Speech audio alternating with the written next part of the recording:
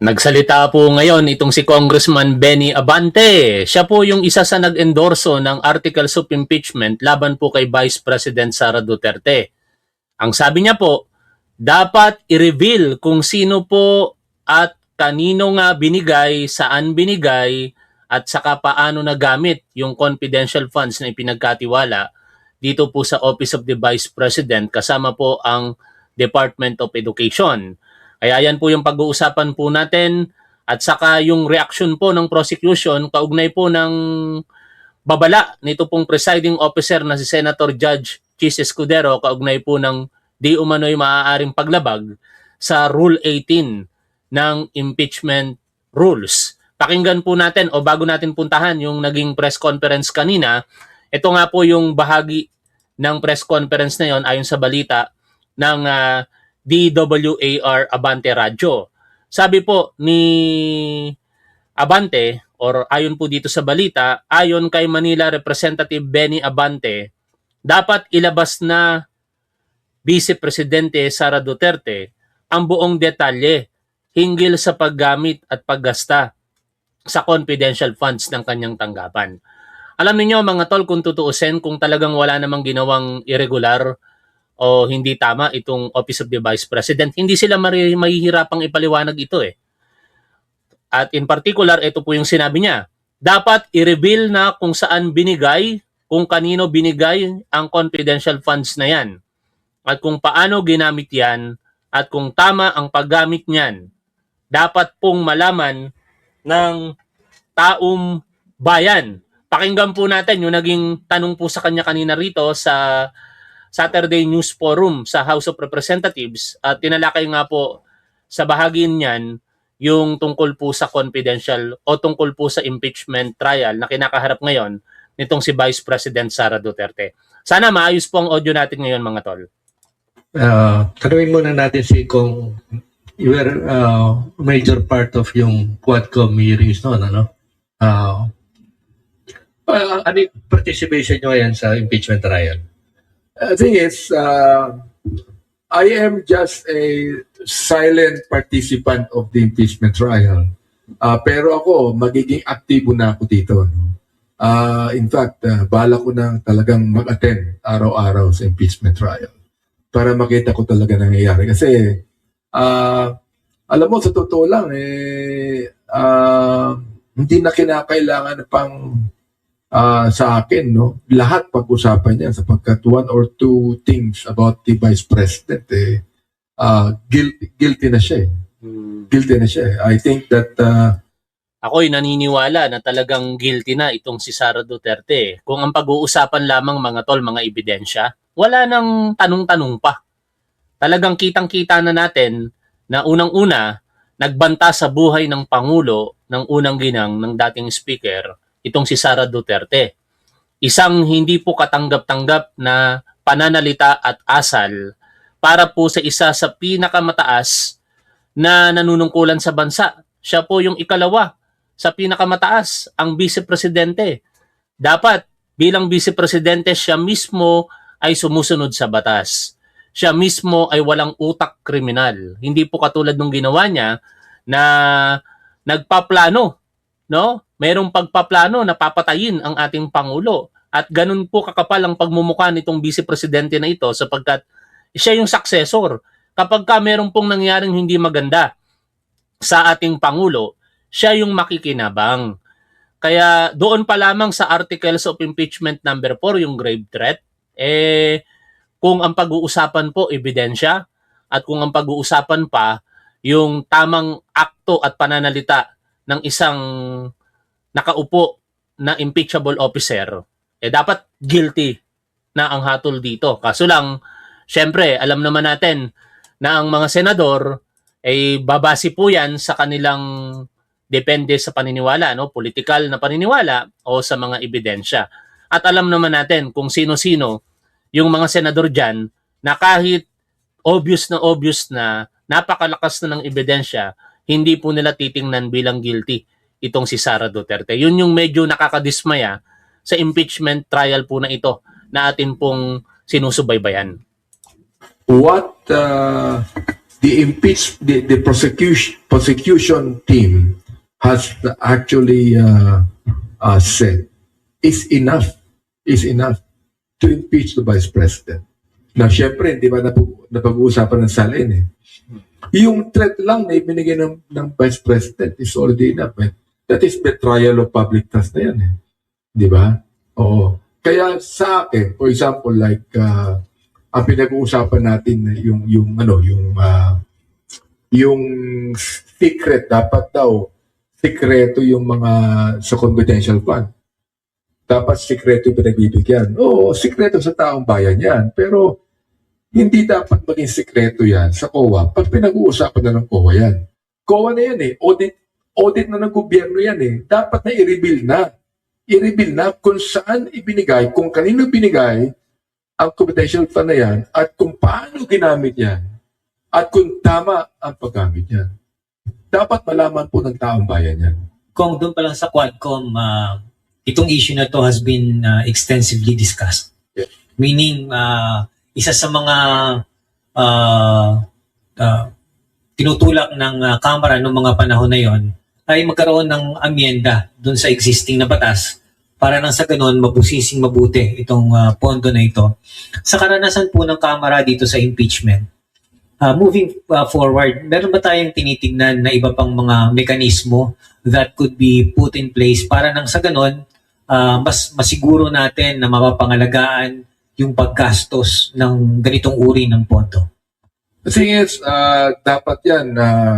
Kaya nung pinapatawag namin nung committee hearing ng impeachment ang ating Vice President, open naman kami na magkaroon ng executive session dyan. Para talaga malaman natin sino pinagbigyan yan, sino ba yung piyato, sino ba yung mga taong yan. Because look sa akin hindi na yung pinagbigyan pero sa akin parang ghost project na lahat yan. Hindi lang tama kundi ghost. Oo, wala Oo, paano ginastos yan? Sino pinagbigyan ng confidential fund? O paano ginastos? Saan ginawa? Ano ginawa diyan? Okay? Hindi dapat ito maging sikreto sa congressman o sa COA. Hindi pwede yan. Sapagkat habang inasahin mong sikreto yan, lalo natin pag-uusapan yan. Ano pag-uusapan yan? Kung bakit nga pala doon sa Quadcom, hindi pinatawag yung dalawang koronel? Sino koronel? Yung La Chica at yung Nolasto. Yung security, BSPG. BPSG. Hindi ko masyado nang matandaan yun yung si La Chica sa sino. Ito yung mga ni Vice President, ano ba?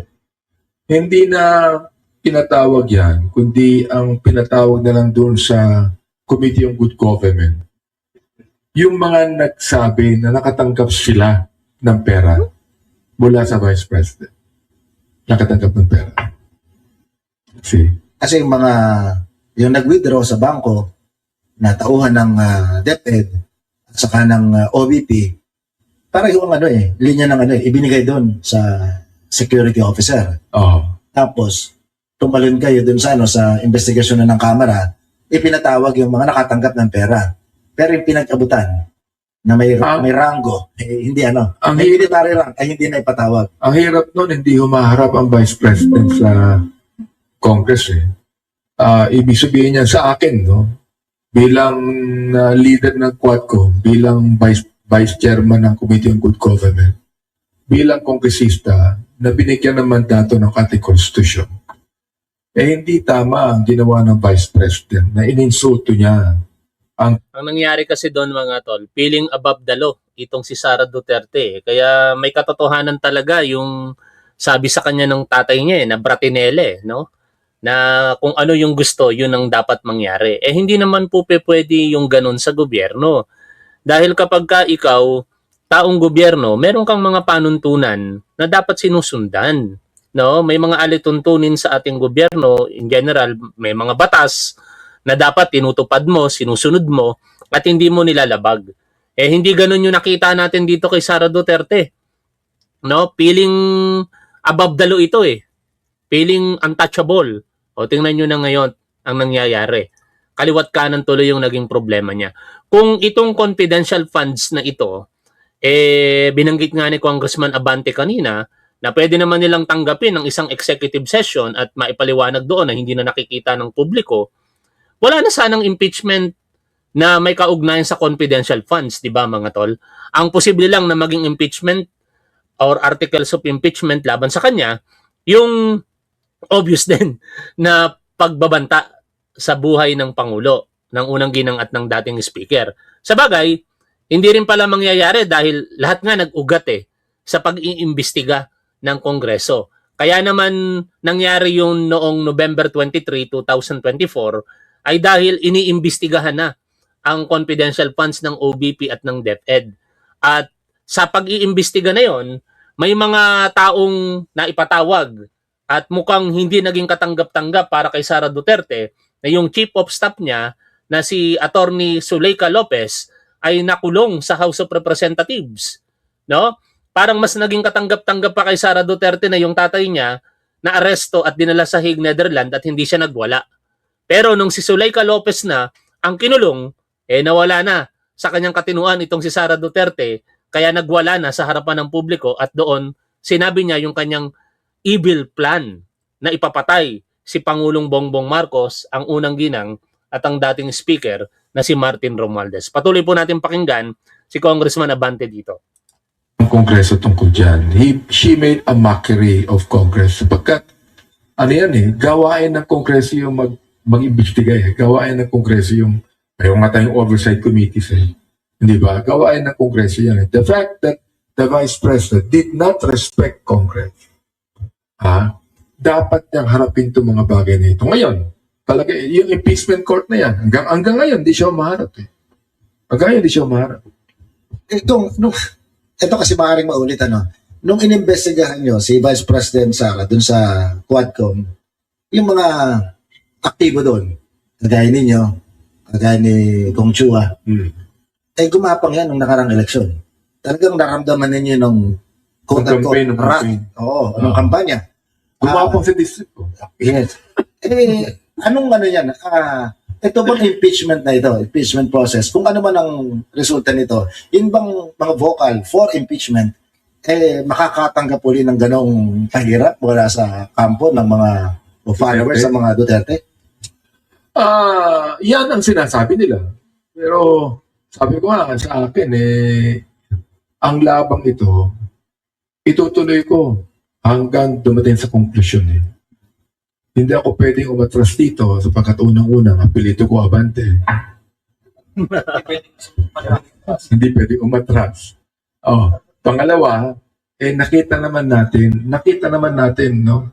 Ako, nung in-endorse ko ang fourth impeachment complaint, nakalagay lahat doon. Yung mga high crimes, yung mga threat, yung mga betrayal of public trust, lahat ng mga bagay na yan. Nakita ko maigi na merong punto ang impeachment na ito na dapat makita ng taong bayan kung bakit. Kung dagdagan ko lang yung tanong sa inyo ni Ariel. Base sa karanasan po ninyo, with what is happening now with the Vice President, with all itong mga problemang ito, yung bang sinasabi na kanyang political clout at political invincibility, so to speak, ito ba ay myth or may halaw ba ng katotohanan dito? From your perspective. Usong-uso na ang fake news ngayon. Usong-uso na ang fake news ngayon. Ako naniniwala ako na the Vice President is not as popular as before. Naniniwala. Parehas ako sa paniniwala ni Congressman Abante. No? Ang nangyayari na lamang kasi ngayon mga tol, yung mga trolls sa Facebook at sa social media, talagang very active sila. Kapag ang pinag-uusapan, particular si Sara Duterte, susugod ang mga yan sabay-sabay.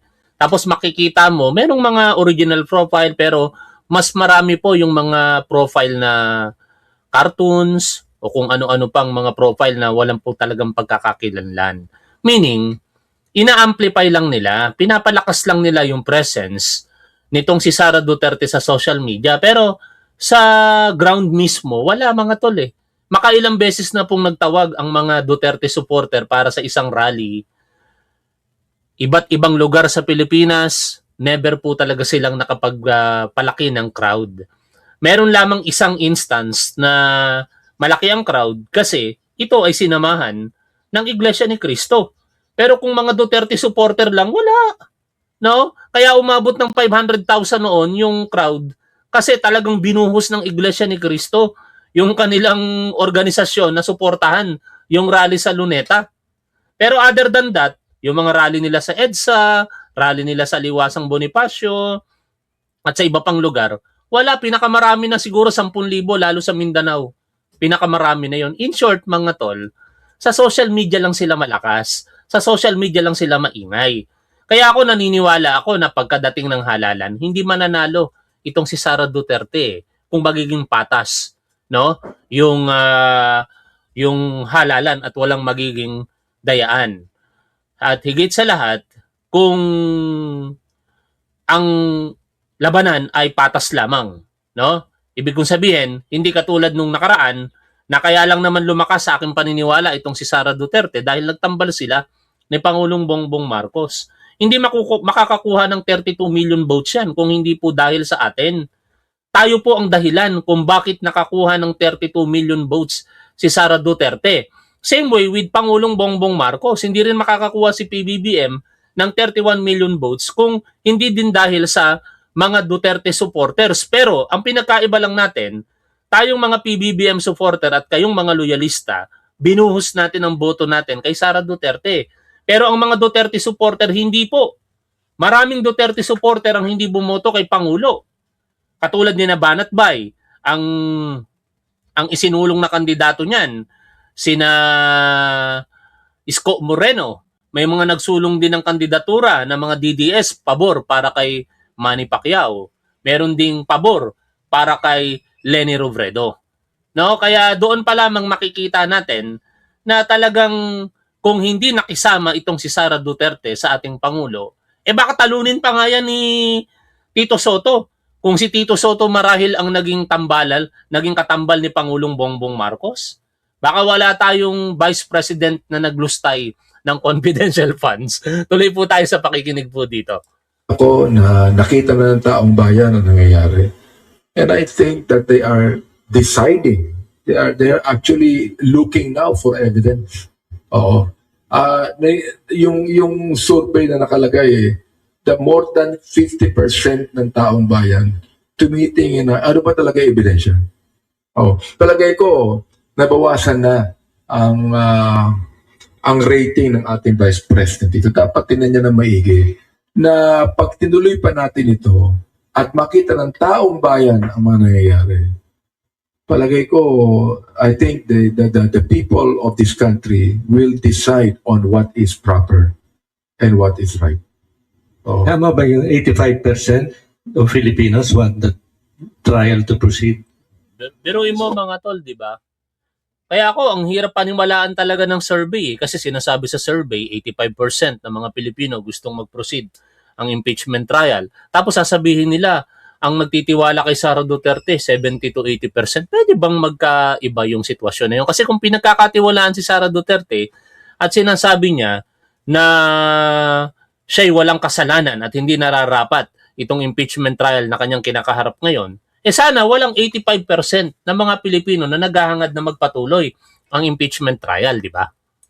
Oo. Oo. They want the trial to proceed. And 57% of them would like to see the evidence. Which is okay. Sa akin, sinasabi ko, sana hindi maging exercise of politics ito. Dapat ito, makita na ng taong bayan, makita na impeachment court mismo. Itong ebidensya, ito, nakalatag sa inyo. Oo. Na wag sanang magkaroon ng blinders o na tinatawag nating political cataract. Ang mga senator judges tungkol dyan na hindi nila makita ang pieces of evidence na ipinisent. Oo. Ano yung may survey kayo sa distrito niyo kung ano yung pagtingin ng mga tao, ordinary Filipino sa district nyo? Yung alin nyo yan? Ano yung tingin ng mga taga-distrito nyo na sa impeachment? Well, sa akin distrito naman, pag ako nagsasalita, talagang sinasabi ko yun eh. I was just talking to about 1,000 of them the other day. At sinabi ko talaga na ako, iniimbestigahan namin ito sapagkat naniniwala ako na merong violation ang Vice President sa mga bagay na ito. Ako, hindi ko tinatanong kung DDS ka o hindi ka DDS, pero kinakailangan makita ng taong bayan ang katotohanan. The truth, yan ang hinahanap nilang yun ang katotohanan sa mga bagay na ito. Hindi na, this is no longer personality. Katotohanan na ito eh. Tama, di ba, mga tol? Dapat hindi na natin tinitingnan kung Sara Duterte ba yan o kung sino pa. Malaman natin kung siya ba'y ng lustay talaga ng pondo, siya ba'y merong tinatagong yaman, siya ba'y nagbanta sa buhay ng Pangulo, ang kanyang panunuhol. Yun yung mga basihan, di ba? 4 na articles of impeachment. At ngayon, talon tayo, kaugnay po ng naging babala nito pong si presiding officer, Senator Judge Chis Escudero. No? Kasi may mga sinasabi na nakakapaglabag daw yung ilang party doon sa tinatawag na sub judice rule o hindi dapat na pag-uusapan yung mga merito ng kaso. Pero meron pong reaksyon dyan ang prosecution. At dito nga po sa interview na ito ay si Congressman Joel Chua. Pakinggan po natin ang interview sa kanya, mga tol. Mga kasama po natin si Representative Joel Chua ng 3rd District ng Manila at isa po sa mga prosecutor sa Vice President Sara Duterte impeachment trial. Good morning po, Kong, Victoria po at Jom. Morning po. Jong and Victoria, magandang umaga at magandang umaga rin sa inyong mga taga-subaybay, lalong-lalo ng mga taga-Katong Distrito ng Lungsod ng Maynila. Opo. Sir, thank you ha. Kahit napakaagay na pagbigyan niyo po kami. Maaga kasing gumigising po si Congressman. Di ba, sir? Salamat po. Actually, nagatid ako sa anak ko kaya kanina pa akong 4 o'clock. May pasok po. May pasok po ba? Magbo-board exam. Ay, nako. Good luck po sa lahat ng mga magbo-board exam. Good luck po sa inyong anak. Kung bali, ito nga po, yung pinag-uusapan namin ni Jom na sinabi ni Presiding Officer Chis Escudero, maglalabas siya ng ruling. Tungkol nga daw dun sa mga di umano ay lumabag sa sub judice rule. Kasi pinag-uusapan yung merits nung trial. Yung prosecution team po ba, do you feel alluded to dito po sa pahayag ni Presiding Officer? Well, sinabi naman niya na parang pagkakaintindi ko both parties, no? Pero sa aking paniniwala, sana bigyan ng flexibility ang ating prosecution tsaka yung defense dahil itong usapin dito ay imbued ito with public. Nako, pasensya na. Wala na po akong magagawa sa audio natin. Kung garalgal pa rin po yung audio natin, hanggang dyan na lang ang kaya ko. Ano? Kasi kanina, nakagamit po tayo ng mic.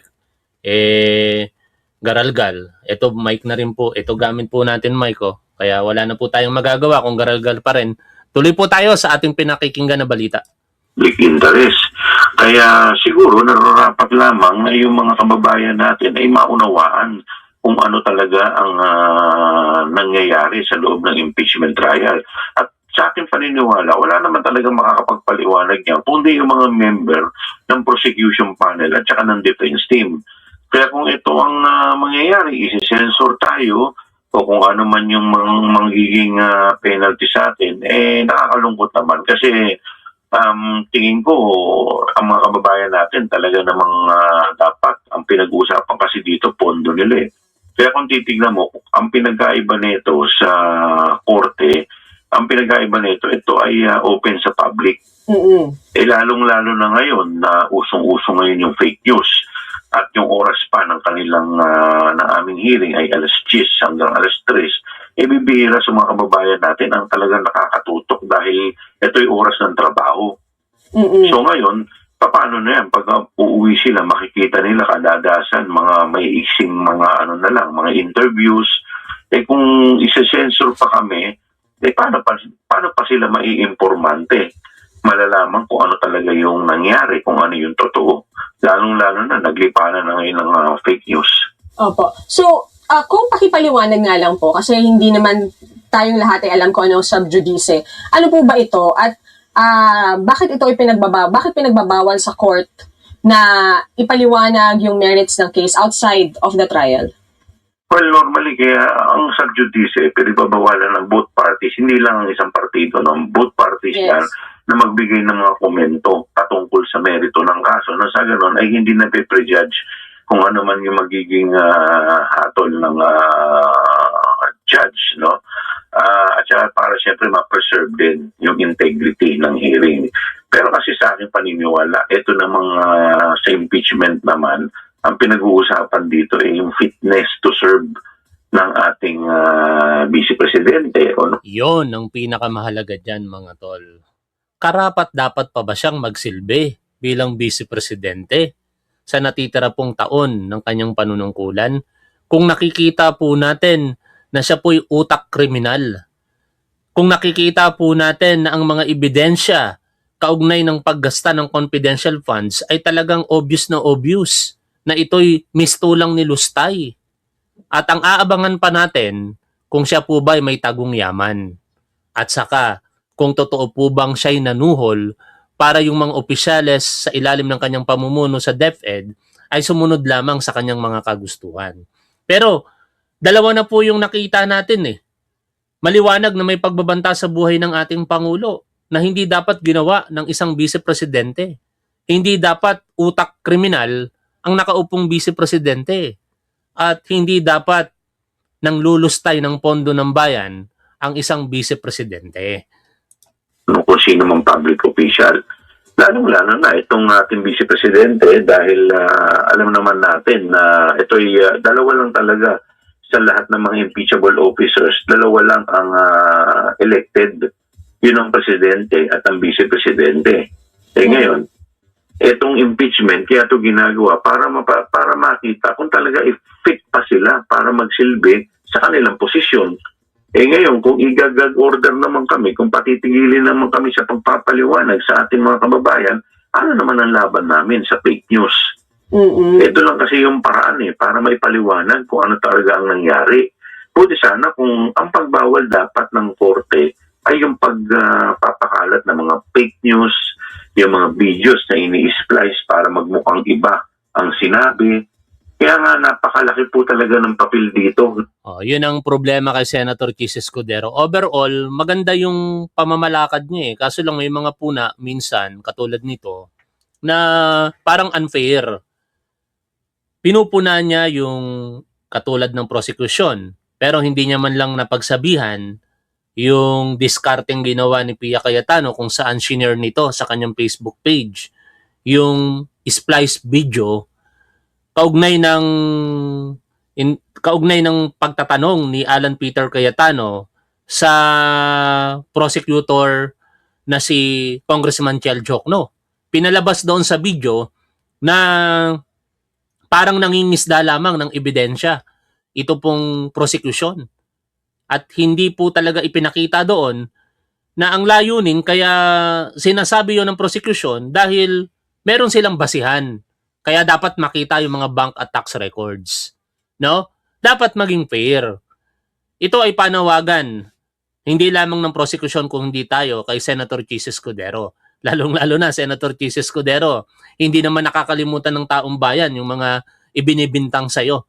Medyo naglalaylo nga lang ngayon ang taong bayan dahil kahit paano nakikita namin yung magandang pamamalakad mo sa impeachment court. Pero kung ganyan palagi at hindi mo mapupuna yung iba maliban sa prosecution, even si Sara Duterte dapat pinupuna mo. Pinupuna ninyong mga senator judges. Biruin mo, sabihin ba naman ni Sara Duterte na bending dalo ang nangyayari dyan sa impeachment court? Diba? Dapat makontempt yun. Dapat ma-aksyonan nyo ng korte. Hindi pa pwedeng yung respondent palalabasin sa harapan ng publiko at sa kanyang mga supporter na binabaluktot ang batas sa impeachment trial na kinakaharap niya. Ng mga legitimate na mga media kagaya po ninyo. Para nang gano'n ay maihatid natin ang kung ano ba talaga yung nangyayari. sa ating mga kababayan. Mm-mm. Sir, so you would call this, kung sakaling pagbawalan kayo ni presiding officer na magsalita tungkol sa merits of the case, you would call this censorship? Hindi natin alam kung ano yung magiging hatol niya o penalty, pero sana wag naman kaming i-censor dahil kung gano'n ang mangyayari, paano na yung mga kababayan natin na sumusubaybay dito. Kung balikan lang natin ng konti, no, 2 weeks or 3 weeks ago, nag-advise na itong si Presiding Officer Escudero na magtalaga kayo sa bawat partido ng spokesperson na hindi miyembro ng council, no, hindi miyembro ng panel. Natanong ka namin siguro mga 1 week or 2 weeks ago patungkol dyan, sinabi niyo na hindi niyo pa napag-uusapan. Pero ngayong nakaamba itong pagpapangalan sa mga lumabag nga dyan sa subjudice, pinag-iisipan na po ba ninyo na magtalaga ng talagang tututok na hindi miyembro ng panel para nga makaiwas dyan sa subjudice rule na yan? Well, ganun ang mangyayari niyan kung sakasakali na yun ang magiging hatol ng ating impeachment court. In fact, pati si Attorney J. Tolosa ay miyembro ng private counsel for the Yes. prosecution. So, kung sakasakaling ganyan na magiging hatol, baka pati siya ay i-consider na din namin na palitan. Kung sakali, Sa parte naman ni Attorney Tolosa, napakinggan naman natin siya mga tol, na kung siya ipapipiliin sa pagitan ng dalawa bilang private prosecutor or spokesperson ng prosecution, mas pipiliin niya daw yung pagiging private prosecutor, no? Pero so far kasi wala pang ganoong pagpapapili sa kanya, kaya nananatili po siyang tagapagsalita ng prosecution team. At sana para maging maayos na rin ng lahat, magkusa na lang din sila, no, para hindi na napupuna. Pero dapat maging makatwiran din ito pong presiding officer na si Senator Chis Escudero na maging balanse sa aplikasyon ng mga kautusan na yan. Hindi pa pwedeng yung prosecution lamang yung kanilang pinupuna. Tapos yung mga kapwa niya judge na nagbibigay ng kitang-kitang biases, hindi man lang nila mapagsabihan. Dapat nga sila mismo yung ehemplo bilang senator judges, dapat ipinapakita talaga nila na sila po'y impartial at hindi po bias sa pagdinig na yan ng impeachment kay Sara Duterte. Pero kitang-kita natin no? Hindi lang naman din sa party ng mga sumusuporta kay Sara Duterte mga tol, even to be honest with you, sa party din ng iba pang mga huwes, no? Na parang idinidiin din naman nila si Sara Duterte. Dapat wala nang mga ganong issue. Hayaan na lamang na ang prosecution at ang depensa ang maglaban ng mga merito ng kaso, makinig sila kung mga may kailangan linawin nila. Pero wala na yung mistulang parang inaabogado mo either yung depensa or yung prosecution. Kasi ako mga tol, to be honest with you, napapansin ko din yun May mga senator judges din na parang nagbibigay din ng pag-aabuga siya o pag-aabogado sa prosecution. Pero mas garapalan yung ginagawa po ng mga katulad ni na Robin Padilla, Amy Marcos, at saka itong si Pia Cayetano. Si Alan Peter Cayetano, I do not know bakit medyo naglalaylo no, sa pag-aabogado kay Sara Duterte. Marahil baka naapektuhan na siya ng mga pasabog na inilalabas ngayon nitong si Senator Judge Panfilo Lacson naman. O sige, tuloy po tayo sa pakikinig po dito. kung sino po ba yung napipisil ninyo, meron na ba? Well, sa ngayon may mga naman tayo, may mga spokes naman tayo, pagaya nila Congressman Sia, Congressman Ace Barbers, at yung iba pa. Pero siyempre hindi naman natin maalis yung mga membro ng prosecution panel. Ito talaga yung nakatutok Kami nakakaalam ng detalye, mas maipapaliwanag namin ng maayos, ng malinaw sa ating mga kababayan. Yun naman ang lamang pagka-miyembro ka ng prosecution at saka ng defense. Pero kung Talon tayo mga tol ng usaping grave threat naman. Si Sara Duterte, ine-expect talaga natin na ito'y lalabasan ng warrant of arrest. Pero ang ginagawa ngayon ng kampo ni Sara Duterte, dinidelay po yung proseso, no? hiniling po nila na ipabasura yung reklamo laban sa kanya at kasabay niyan yung paghiling nila ng oral arguments. Pag napagbigyan kasi ng korte yon, mapepending ngayon yung paglabas ng warrant of arrest. At sana hindi po pagbigyan nyo ng korte sapagkat parang kakaiba naman yata, parang above the law talaga itong si Sara Duterte kung natatanging siya ang magkakaroon ng ganon. Not even itong mga nakakulong na mga senador ngayon, di ba, inirelease kaagad yung warrant of arrest after a couple of days. Si Sara Duterte, pinailan ng grave threat last Thursday. Supposedly, Friday, dahil hindi naman ganun kabigat na kaso yan, dapat nakapaglabas na ng warrant of arrest. Kaya sana, by Monday or Tuesday, ilabas na ang warrant of arrest laban dito kay Sara Duterte para makita na natin na naka-mugshot. Ha? Pagka nagkataon, yung mga mahihilig sa pagpipiesta, sa mga mugshot, pagpipiestahan din itong si Sara Duterte. Pero ang tanong, i-release kaya yon ng ating otoridad? Kung i-release man ng ating otoridad, ibe-blur kaya nila o hindi? Malalaman natin yan kapag dumating na sa punto na mayroon ng warrant of arrest si Sara Duterte. At kaugnay niyan, pakinggan po natin ang balita. Pinipigilan ng kampo ni Vice President Sara Duterte ang posibleng paglabas ng arrest warrant laban sa vice. Alam mo, Lord, tumunog to kahapon na possible daw may arrest warrant. Para sa kasong grave threats, kaugnay ng sinabi ng Vice Presidente na may kinausap na raw siyang handang papatay kay Pangulong Marcos, First Lady at dating House Speaker. Ayon sa kampo ng vice, hindi dapat maglabas ng arrest warrant ang korte hanggat hindi pa nare-resolba ang isa pa nilang motion. Ano ba yan? Kine-question kasi ni VP Sara ang jurisdiction ng korte, lalo't isa siyang impeachable official. So Lord, parang tinatanong nila kung covered niyo ba kami? Pwede na nga ako may impeach, tapos papakulong niyo pa.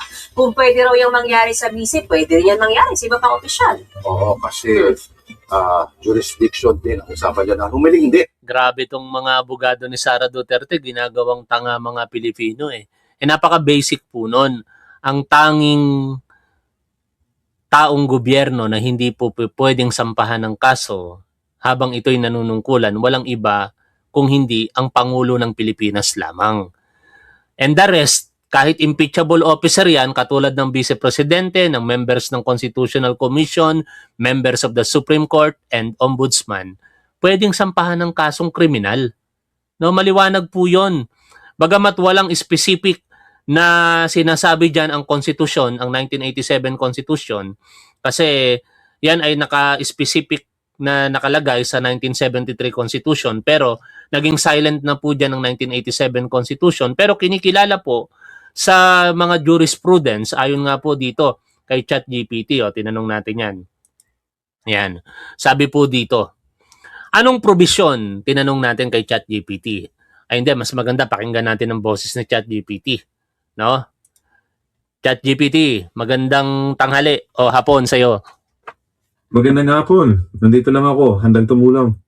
Tanong lang, anong provision sa 1987 Constitution kung meron man na ang Pangulo lamang ng Pilipinas ang hindi pwedeng sampahan ng kasong kriminal at the rest, including yung mga impeachable officer, ay pwede namang sampahan ng kasong kriminal. Pakipaliwanag mo nga sa amin. Sige, tingnan natin. Magandang tanong yan. Walang tahasang provision sa 1987 Constitution na nagsasabi na immune sa kasong kriminal ang Pangulo. Yung immunity ng nakaupong Pangulo ay doktrina na binuo ng Korte Suprema sa mga desisyon nito. Sa ilalim ng Article 11, malinaw na maaaring ma-impeach ang Pangulo at iba pang opisyal. Kapag natanggal na sa pwesto, saka pa lang sila maaaring kasuhan sa regular na hukuman. Ang pagkakaiba, ang iba pang impeachable officers ay walang kaparehong kinikilalang blanket criminal immunity habang nakaupo. Ang Pangulo lang ang may ganoong immunity ayon sa mga desisyon ng korte. O, di ba? Maliwanag mga tol, no? Tanging Pangulo lamang ng Pilipinas ang merong tinatawag na immunity from suit, not the Vice President or other impeachable officer. Kaya nakakatawa talaga itong mga argumento ng kampo ni Sara Duterte at kitang-kita natin na ito po'y dilatory tactic lang, no? ito'y pang-delay lamang sa proseso. Siguro, the ultimate objective now, para hindi mailabas kaagad yung warrant of arrest laban kay Sara Duterte.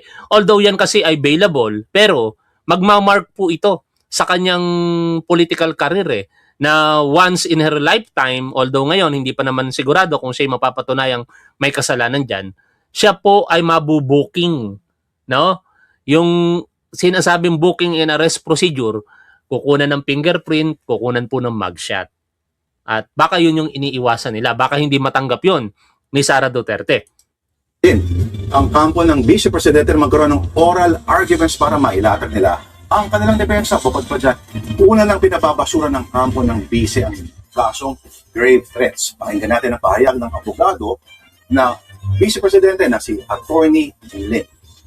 Dahil sila ay impeachable officer, hindi dapat sila maaaring kasuhan ng mga kasong kriminal katulad ng sinampa sa ating Vice Presidente. So yun yung dahilan kung bakit nag-file. Grabe, no? Abogado ito, mga tol, oh. Hindi ko alam kung saan siya humuhugot ng kanyang sinasabi. Kung hindi lang abogado ito, sasabihan nating bobo, eh. Kaso lang abogado siya, eh. No? Pero syempre, marahil kaya niya sinasabi ito para pumabor lamang sa naratibo ng kanyang kliyente. Kami ng motion to quash, very far-reaching and serious yung consequences